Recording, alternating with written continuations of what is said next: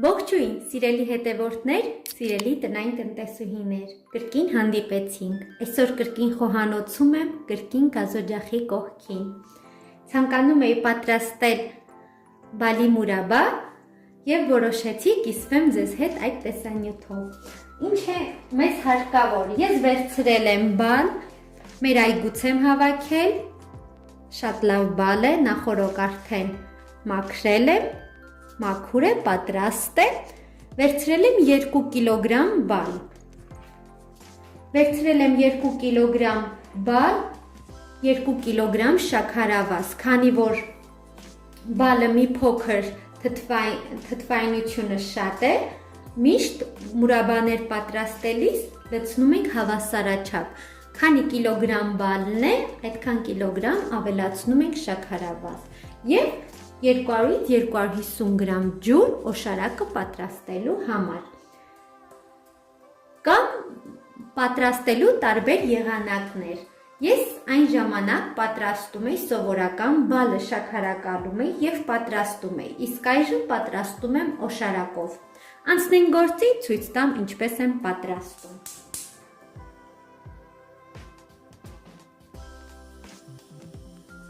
Գազօջախը միացնելուց հետո հարմար կաթսա դնում ենք գազօջախի վրա և լցնում ենք 200-250 գրամ ջուր։ Ջուրը լցնելուց հետո լցնում ենք 2 կիլոգրամ շաքարավազը։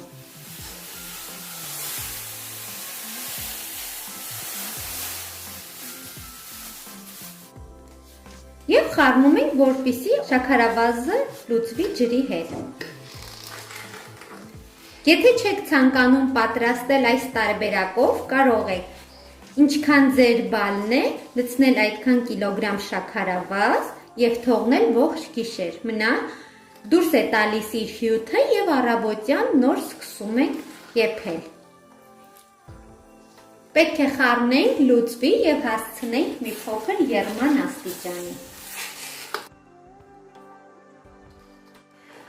Ահա սիրելիներս, ինչպես տեսնում եք, շաքարավազը արդեն հալվեց, մեր օշարակը արդեն պատրաստ է, հարկավոր է լցնել մեր բալի հատիկները։ Բալի հատիկները կլցնենք օշարակի մեջ և կթողնենք 5 րոպե, որպեսզի եղը։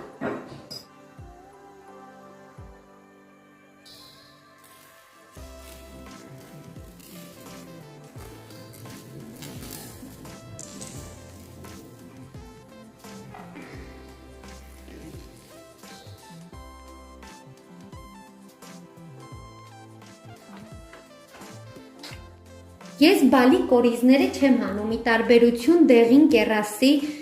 մուրաբայի, ովքեր չեն տեսել, կարող են դիտել, ես դեղին կեռասի մուրաբան կորիզները հանում եմ, իսկ բալինը չեմ հանում, քանի որ բալը շատ մանր է և կորիզները եթե հանենք ինքը ամբողջովին կկորցնի իր տեսքը, այդ իսկ պատճառով պատրաստում եմ կորիզներով։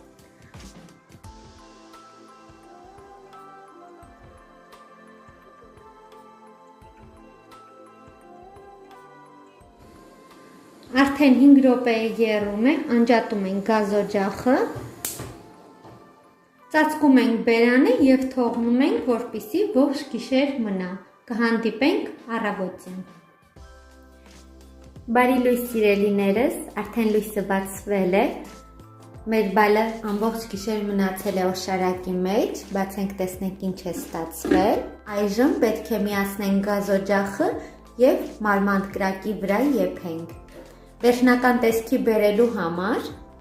պետք է եփենք այնքան, մինչև օշարակը պնդանա։ Դե ինչ, թողնեմ եռա,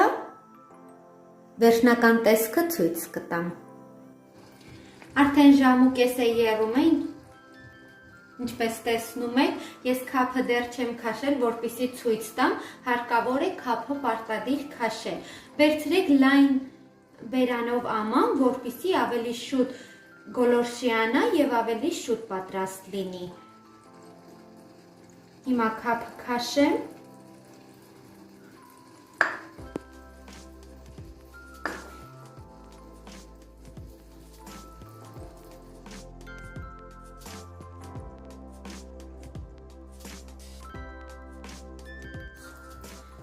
Որքան հնարավոր է քափը հեռացնում ենք, թողնում ենք, որպեսզի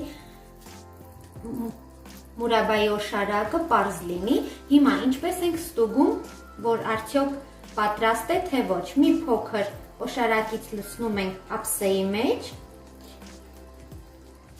թողնում ենք, որ մի փոքր սառի, մատի օգնությամբ մի փոքր գիծ ենք քաշում, տեսնում ենք, եթե կպնում է, դեռ մի փոքր ուզում է։ Եթե գիծը մնում է այդպես, նշանակում է արդեն պատրաստ է։ Եվս 5-ից 10 րոպե, այնուհետև կպահածոյացնենք։